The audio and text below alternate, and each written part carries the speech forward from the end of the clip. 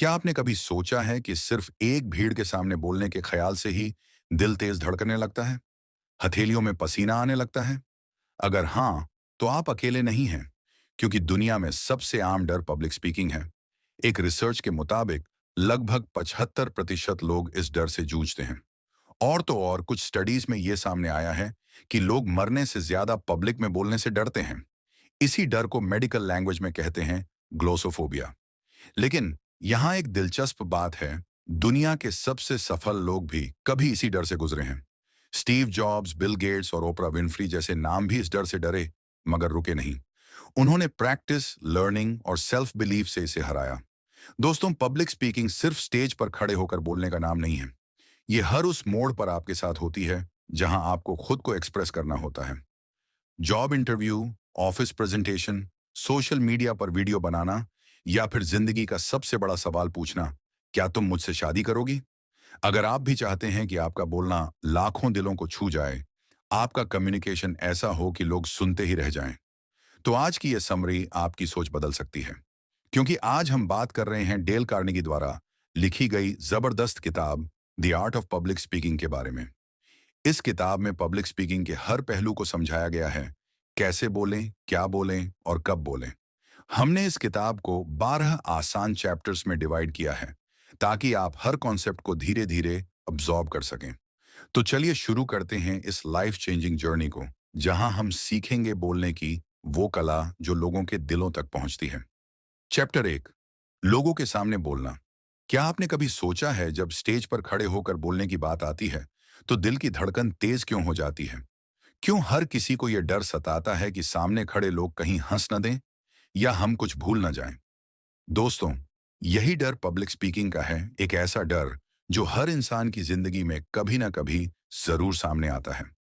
आज हम बात कर रहे हैं डेल कार्नेगी की बेहतरीन किताब the art of public speaking की, जो आपको सिखाती है कि लाखों लोगों के सामने बिना डरे, बिना हिचकिचाए कैसे साफ, असरदार और प्रभावशाली तरीके से अपनी बात रखी जाए। सबसे पहले समझते हैं पब्लिक स्पीकिंग आखिर होती क्या है। ये एक ऐसा माध्यम है जिसके जरिए आप अपने दिल और दिमाग की बातें लाखों लोगों तक पहुंचा सकते हैं। बहुत समय पहले जब लोग एक दूसरे से मिल नहीं पाते थे, तो वो अपनी बातों को लिखकर एक दूसरे तक पहुंचाते थे। मान्यता है कि 4500 साल पहले इजिप्ट में सबसे पहली बार लोगों ने इस प्रकार संवाद करना शुरू किया। धीरे धीरे भाषा विकसित हुई और लोगों ने बोलकर अपनी बातों को साझा करना सीखा। अब बात आती है, कॉन्वर्सेशन और पब्लिक स्पीकिंग में फर्क क्या है? जब आप एक व्यक्ति से आम बातचीत करते हैं तो उसे कहते हैं कॉन्वर्सेशन। लेकिन जब आप भीड़ के सामने कई लोगों से एक साथ संवाद करते हैं, उसे कहते हैं पब्लिक स्पीकिंग। कॉन्वर्सेशन में आप जैसे चाहें वैसे बोल सकते हैं, बिना प्लानिंग, बिना सोचे। लेकिन पब्लिक स्पीकिंग में हर शब्द, हर पॉज और हर एक्सप्रेशन पहले से सोचकर तैयार करना होता है। पब्लिक स्पीकिंग में इनफॉर्मल या आम भाषा के बजाय थोड़ी फॉर्मल, प्रोफेशनल और क्लियर भाषा का प्रयोग करना पड़ता है, ताकि जो भी आप कहें वो ऑडियंस को सीधे समझ में आए और असर डाले। अब जानते हैं कुछ जरूरी बातों को जो इफेक्टिव पब्लिक स्पीकर बनने के लिए जरूरी है। 1, अपनी ऑडियंस को समझें। केवल अपनी बात कह देने से काम नहीं चलेगा। ऑडियंस के विचार, सवाल और प्रतिक्रिया को समझना जरूरी है। 2, फीडबैक जरूरी है। समय समय पर ऑडियंस से जुड़िए, ताकि उन्हें लगे कि आप उनके साथ बातचीत कर रहे हैं, न कि बस सुना रहे हैं। 3, इमोशनल कनेक्शन बनाएं। अगर आपकी बातें सिर्फ दिमाग तक जाएंगी तो लोग भूल जाएंगे, लेकिन अगर दिल को छू गई तो लोग आपको याद रखेंगे। 4, मैसेज साफ और स्पष्ट हो। आप जो कहना चाहते हैं वो एक लाइन में समझ में आ जाना चाहिए। जरा सोचिए, अगर आप किसी इंपॉर्टेंट इंटरव्यू में हैं, या शादी के लिए प्रपोजल देने जा रहे हैं, या बॉस से सैलरी बढ़ाने की बात करनी है, क्या आप चाहते हैं कि आपकी बात पूरे आत्मविश्वास के साथ असरदार तरीके से सामने रखी जाए? तो फिर पब्लिक स्पीकिंग सिर्फ एक स्किल नहीं, बल्कि आज के दौर में एक जरूरी हुनर है। चैप्टर 2, एथिक्स और पब्लिक स्पीकिंग। क्या आप जानते हैं कि पब्लिक स्पीकिंग सिर्फ बोलने की कला नहीं है, बल्कि एक ताकत है, एक पावर है। लेकिन जैसा कि हर ताकत के साथ होता है, पब्लिक स्पीकिंग के साथ भी जुड़ी होती है एक बड़ी जिम्मेदारी। एक अच्छा पब्लिक स्पीकर बनने का मतलब सिर्फ ये नहीं है कि लोग आपकी बात सुने या तालियां बजाएं, बल्कि ये है कि आपकी बातें सच्ची हों और ईमानदारी से कही जाए। जब आप किसी मंच से बोलते हैं, तो आपकी एक एक बात लोगों को प्रभावित करती है। इसीलिए डेल कार्नेगी कहते हैं, बोलने की ताकत का गलत इस्तेमाल मत करो। कुछ लोग सिर्फ पैसा कमाने या फेम पाने के लिए गलत बातें कह जाते हैं। वो झूठ बोलते हैं या ऐसे टॉपिक्स पर बोलते हैं जिनके बारे में उन्हें खुद भी पूरी जानकारी नहीं होती। ये गलत है। पब्लिक स्पीकिंग में एथिक्स यानी नैतिकता बहुत जरूरी है। अगर आपको किसी विषय की जानकारी नहीं है, तो पहले खुद सीखिए, फिर दूसरों को सिखाइए, और सबसे जरूरी बात, कभी झूठ ना बोलिए। याद रखिए, आपके शब्द किसी को बना भी सकते हैं और बिगाड़ भी सकते हैं, तो शब्दों का चयन सोच समझ कर कीजिए। चैप्टर 3, सुनने की शक्ति। अब बात करते हैं एक ऐसी स्किल की जो किसी भी स्पीकर को महान बना सकती है, और वो है सुनना। लेकिन रुको, क्या सुनना मतलब सिर्फ आवाज सुन लेना? नहीं। हियरिंग और लिसनिंग में जमीन आसमान का फर्क है। हियरिंग मतलब सिर्फ आवाज कानों तक पहुंचना, लेकिन लिसनिंग का मतलब है ध्यान से सुनना, समझना और सही प्रतिक्रिया देना। जैसे जब आप किसी फ्रेंड की बात सुन रहे होते हैं, लेकिन मन आपका कहीं और होता है, तो वो सिर्फ हियरिंग है। लेकिन जब आप दिल से सुन रहे होते हैं, तो वो होता है ट्रू लिसनिंग। एक रिसर्च कहती है, हम जो सुनते हैं उसका सिर्फ 50% ही याद रख पाते हैं। क्यों? क्योंकि ज्यादातर लोग सुनने से पहले अपनी बात रखने की जल्दी में रहते हैं। इससे ध्यान बंट जाता है और समझ अधूरी रह जाती है। क्या आप एक शानदार स्पीकर बनना चाहते हैं? तो पहले बनिए एक शानदार लिसनर। जब आपकी ऑडियंस कुछ कह रही हो, उन्हें ध्यान से सुनिए, बिना इंटरप्ट किए। और जब आप एक लिसनर की भूमिका में हों, यानी आप खुद ऑडियंस हों, तो स्पीकर की बातों को पूरी तरह अब्जॉर्ब कीजिए। इससे ना सिर्फ कम्युनिकेशन बेहतर होता है, बल्कि एक डीप इमोशनल कनेक्शन भी बनता है। पब्लिक स्पीकिंग सिर्फ बोलने का नाम नहीं है, बल्कि एक सोलफुल इंटरैक्शन है, जहां आपके एथिक्स, आपका ऑनेस्टी और आपकी लिसनिंग स्किल्स आपको एक पावरफुल स्पीकर बनाते हैं। चैप्टर 4, पहली बार स्पीच देने का तरीका। जब कोई व्यक्ति पहली बार पब्लिक स्पीकिंग करता है, तो उसके लिए यह बहुत ही तनावपूर्ण और नर्वस कर देने वाला अनुभव हो सकता है। लेकिन यही शुरुआत उसके आत्मविश्वास की नींव भी बनाती है। इसलिए ऑथर कहते हैं कि पहली स्पीच में कुछ खास तरीकों को अपनाना बेहद जरूरी है। सबसे पहला तरीका है ऑडियंस से बातचीत करना। जैसे ही आप मंच पर जाएं, सीधे सीधे टॉपिक पर ना जाएं। शुरुआत के 2-3 मिनट सिर्फ ऑडियंस के साथ हल्की फुल्की बातचीत में बिताएं। उन्हें ग्रीट कीजिए, पूछिए, आप कहाँ से आए हैं? आज यहाँ आने का उद्देश्य क्या है? आपको कैसा लग रहा है?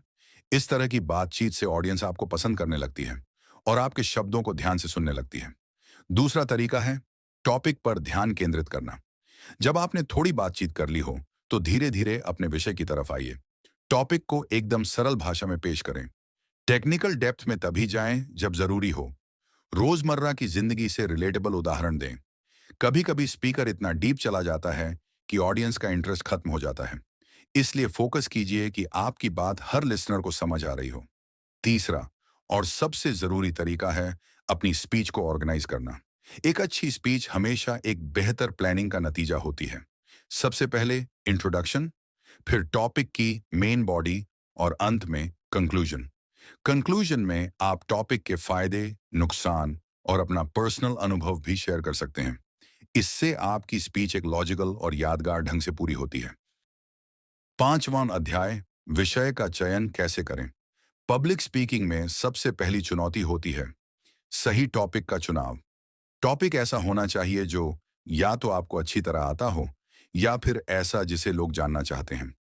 अगर आप इलेक्ट्रिक गाड़ियों के डिजाइन, फंक्शन, मार्केट डिमांड और टेक्नोलॉजी के बारे में अच्छे से जानते हैं, तो आप इस विषय पर बहुत बेहतर तरीके से बोल सकते हैं। दूसरी तरफ अगर कोई नया टॉपिक है, जैसे क्रिप्टो करेंसी, जो लोगों के लिए नया, रहस्यमयी और एक्साइटिंग है, तो आप उस पर भी रिसर्च करके प्रभावशाली स्पीच दे सकते हैं। लेकिन याद रखें, अगर किसी टॉपिक पर आपकी पकड़ कमजोर है और ऑडियंस एक्सपीरियंस्ड है, तो केवल ओवरव्यू तक ही सीमित रहें। टॉपिक को ऐसा ना बनाएं कि आपकी क्रेडिबिलिटी ही खतरे में आ जाए। एक और सुझाव, ऐसा टॉपिक ना चुनें जो सुनने वालों के लिए कंप्लीटली इररिलेवेंट हो। टॉपिक जितना नया, उपयोगी और रिलेटेबल होगा, लोग उतना ध्यान से आपकी बात सुनेंगे। चैप्टर 6, ऑडियंस को एनालाइज कैसे करें। स्पीच से पहले सबसे बड़ा सवाल होना चाहिए, मेरी ऑडियंस कौन है और वो क्या सुनना चाहती है। सपोज आपकी ऑडियंस उन लोगों से बनी है जो मैरिड लाइफ में स्ट्रगल कर रहे हैं, तो आप ऐसे टॉपिक्स चुनिए जो उनकी समस्याओं से जुड़े हों। जैसे रिश्तों में कम्युनिकेशन गैप, एक्सपेक्टेशंस और इमोशनल बॉन्डिंग जैसे विषय। ऑडियंस से बातचीत करके आपको उनके माइंडसेट, पेन पॉइंट्स और एक्सपेक्टेशंस का पता लग जाता है। इसके लिए करें क्या? शुरुआत में ऑडियंस से थोड़ी बातचीत करें। उनसे पूछें, आप कहाँ से आए हैं?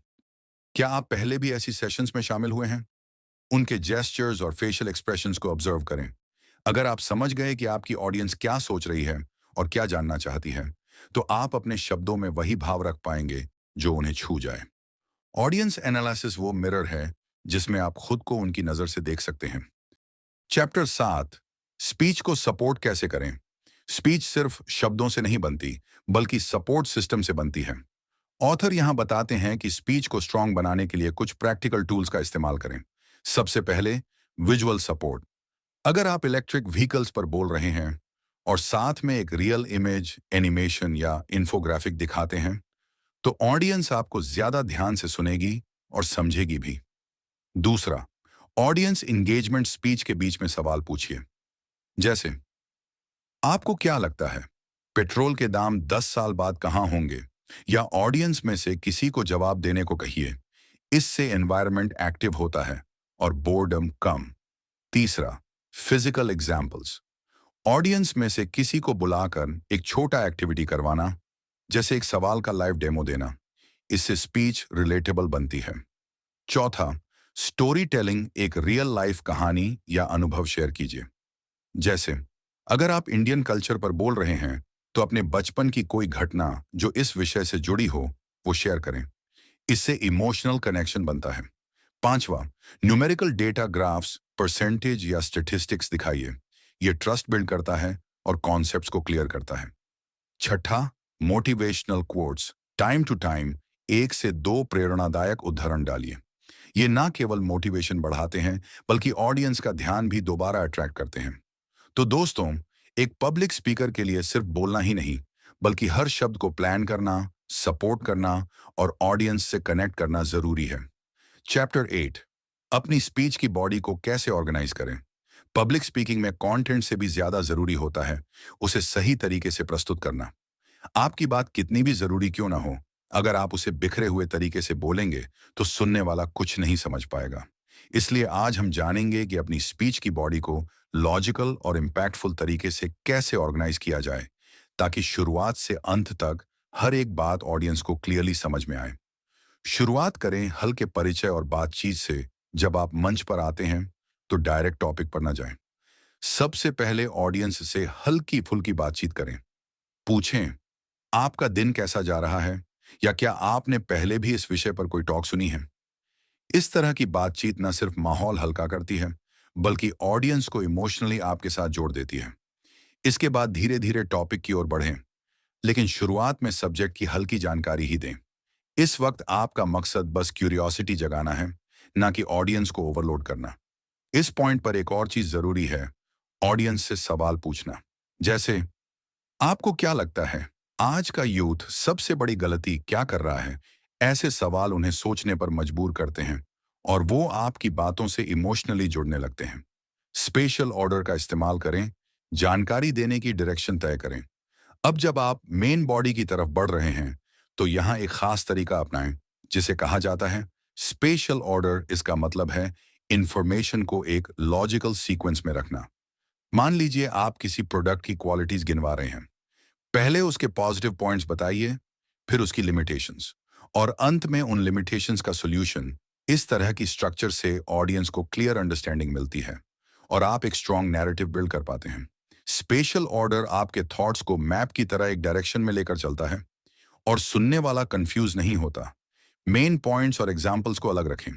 पब्लिक स्पीकर्स अक्सर एक बड़ी गलती करते हैं, वो अपने मेन पॉइंट्स और एग्जाम्पल्स को एक साथ मिला देते हैं। इससे क्या होता है, ऑडियंस समझ ही नहीं पाती कि कौन सी बात कोर आइडिया थी और कौन सी सिर्फ एक कहानी या इलस्ट्रेशन। इसलिए ध्यान रखें, मेन पॉइंट्स को संक्षेप में लेकिन क्लैरिटी के साथ अलग से समझाएं और एग्जाम्पल्स या स्टोरीज को उन पॉइंट्स को सपोर्ट करने के लिए यूज करें। उदाहरण के लिए, अगर आप डिजिटल डिसिप्लिन की इंपॉर्टेंस पर बोल रहे हैं, तो पहले 2-3 बुलेट पॉइंट्स में लाभ बताएं, फिर एक छोटी कहानी साझा करें कि कैसे एक छात्र ने इस आदत से अपना करियर सुधारा।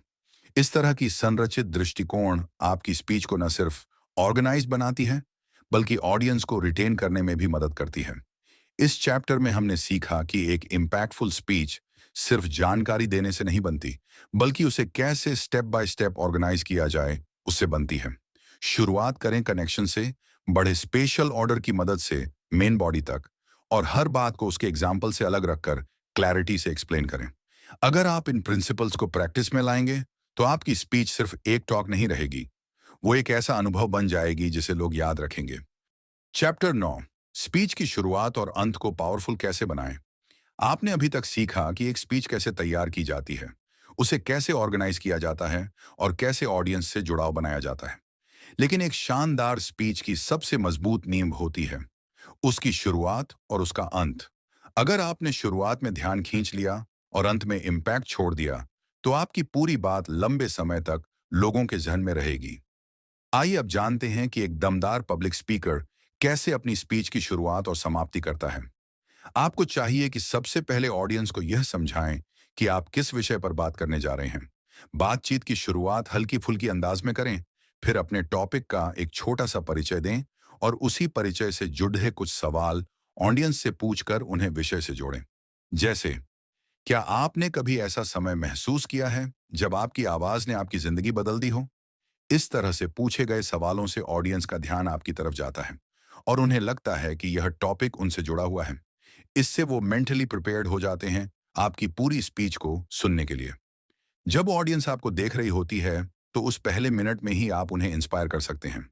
इसीलिए आप अपनी बात की शुरुआत किसी महान व्यक्ति की कही हुई एक प्रेरणादायक पंक्ति से कर सकते हैं, या कोई ऐसा उद्धरण चुन सकते हैं जिसे सुनते ही लोगों में उत्साह जाग जाए। जैसे, आपका वक्त सीमित है, इसलिए इसे किसी और की जिंदगी जीकर व्यर्थ मत कीजिए।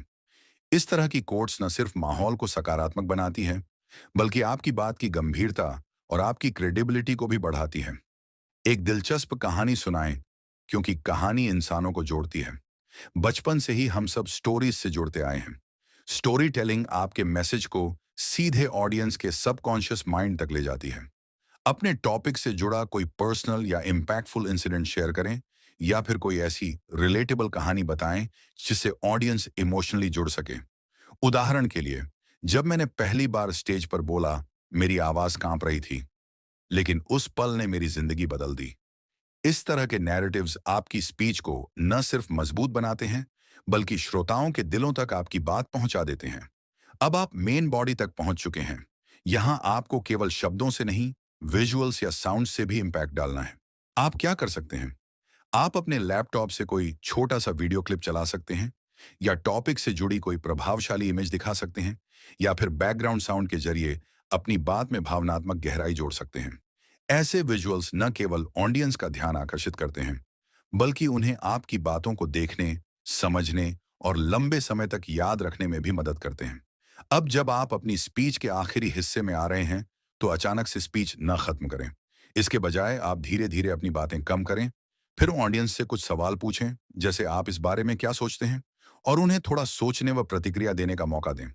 इस तरह का स्मूथ ट्रांजिशन आपकी स्पीच को एक लॉजिकल और नेचुरल क्लोजर देता है, जिससे आपकी बात का प्रभाव श्रोताओं पर लंबे समय तक बना रहता है। जब आप अपनी स्पीच को कंक्लूड कर रहे हों, तो वही स्ट्रैटेजी दोहराएं जिससे आपने शुरुआत की थी, एक क्वोट। लेकिन इस बार वो क्वोट ऐसा हो जो मोटिवेशन के साथ साथ इंस्पिरेशन भी दे। एग्जाम्पल, सपनों को हकीकत में बदलने का वक्त किसी और के पास नहीं होता, बस आपके पास होता है। और अंत में आप ऑडियंस को एक विनम्र थैंक यू कहें, उन्हें उनके भविष्य के लिए गुड लक विश करें, और अगर संभव हो तो अपनी बात से जुड़ा कोई छोटा सा एक्शनेबल मैसेज देकर अपनी स्पीच का समापन करें।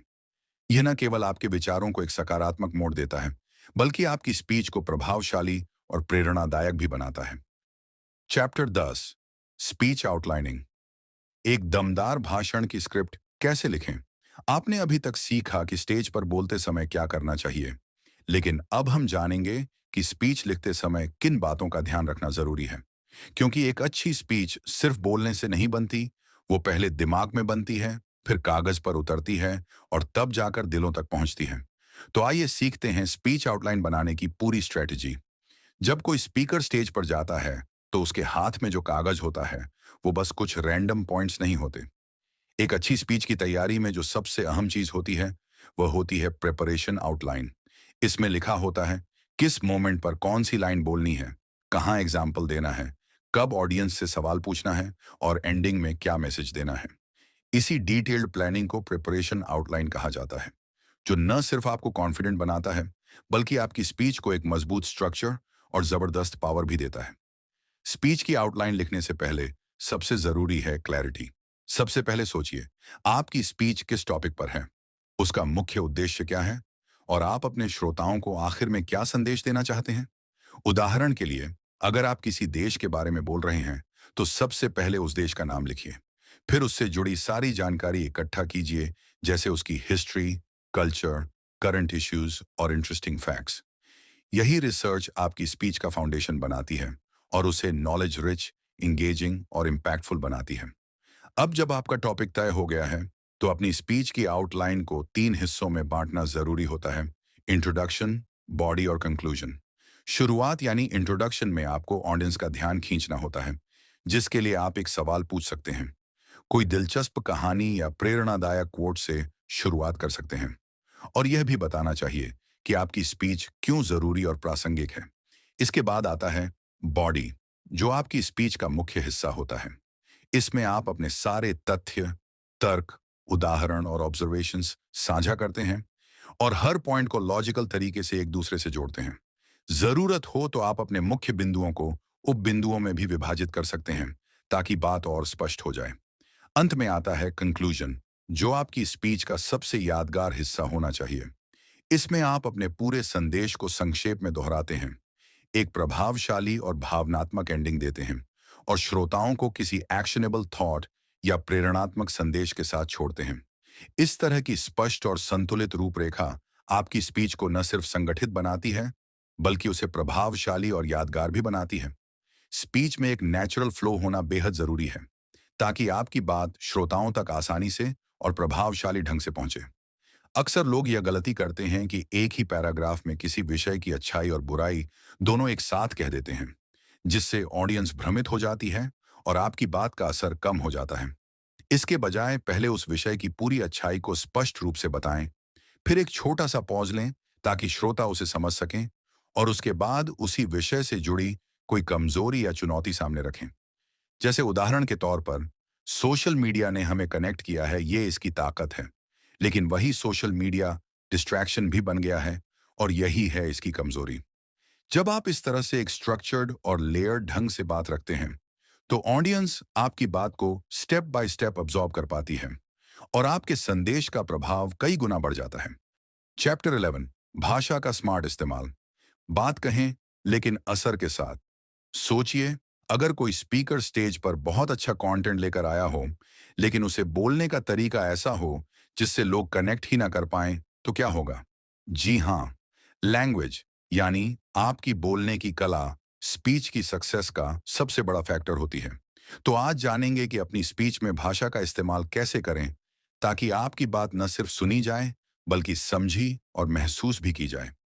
आपकी भाषा ऑडियंस से जुड़ती है या दूर करती है?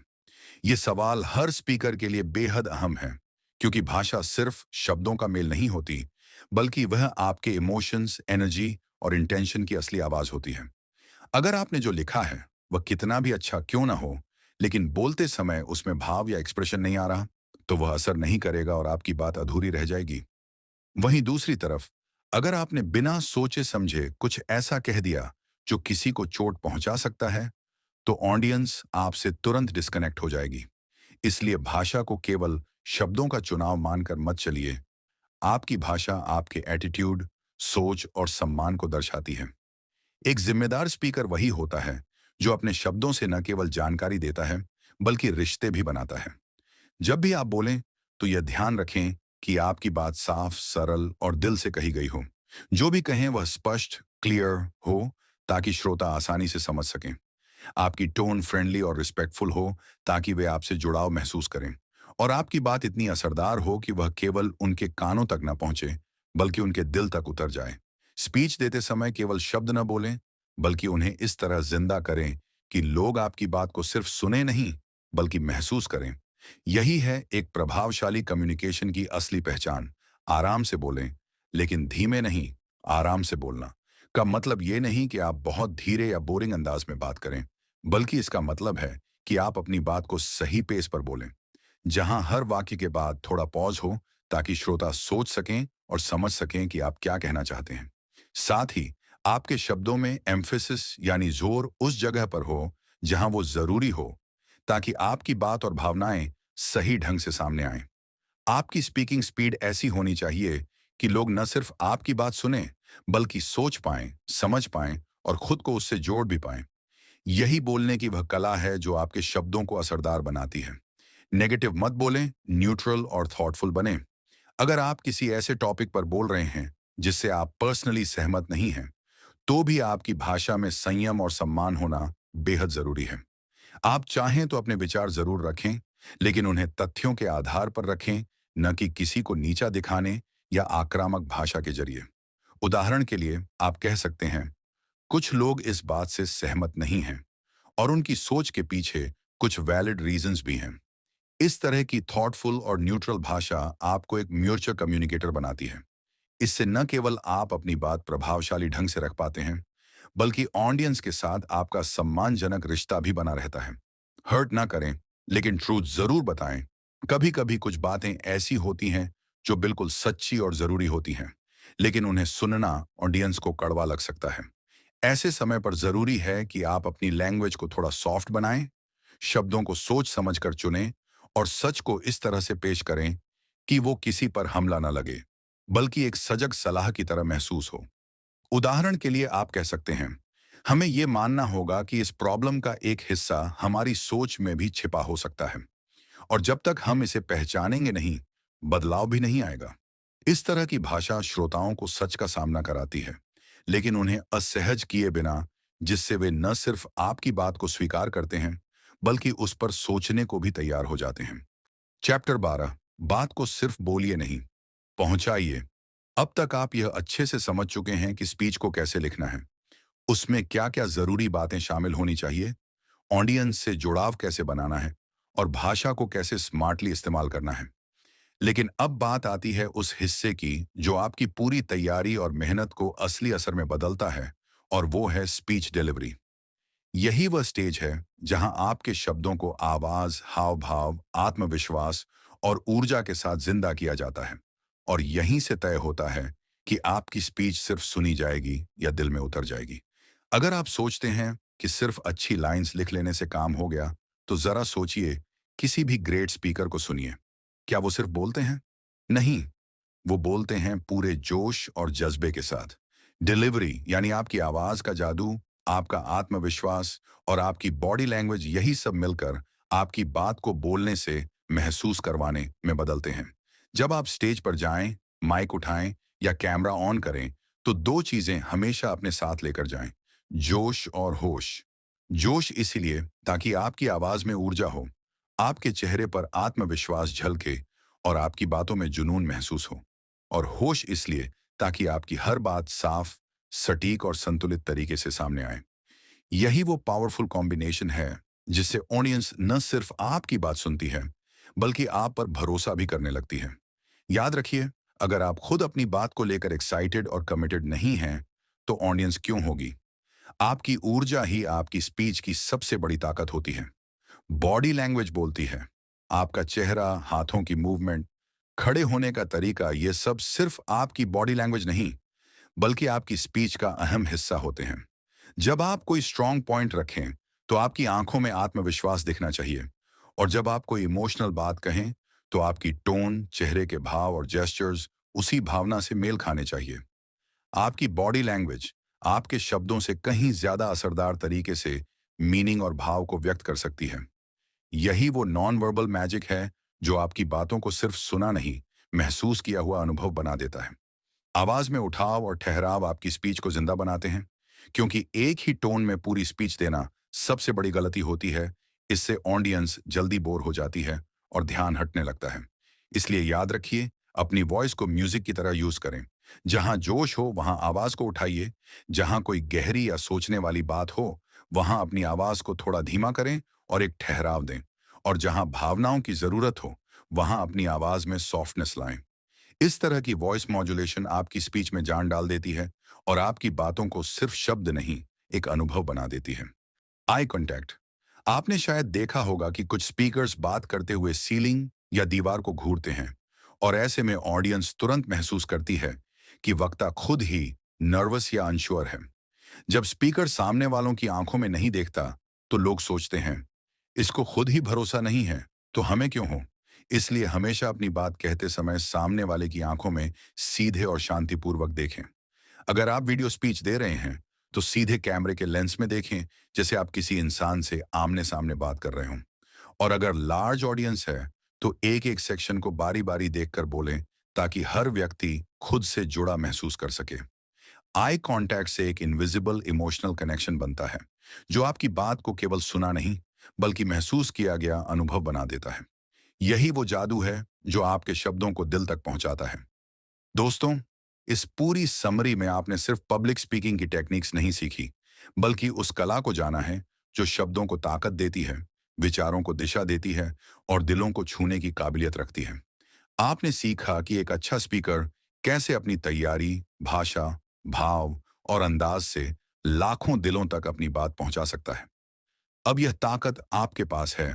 अब वक्त आ गया है कि आप अपने डर को पीछे छोड़कर मंच पर कदम रखें, आत्मविश्वास से बोलें और अपनी आवाज से इस दुनिया में बदलाव लाएं।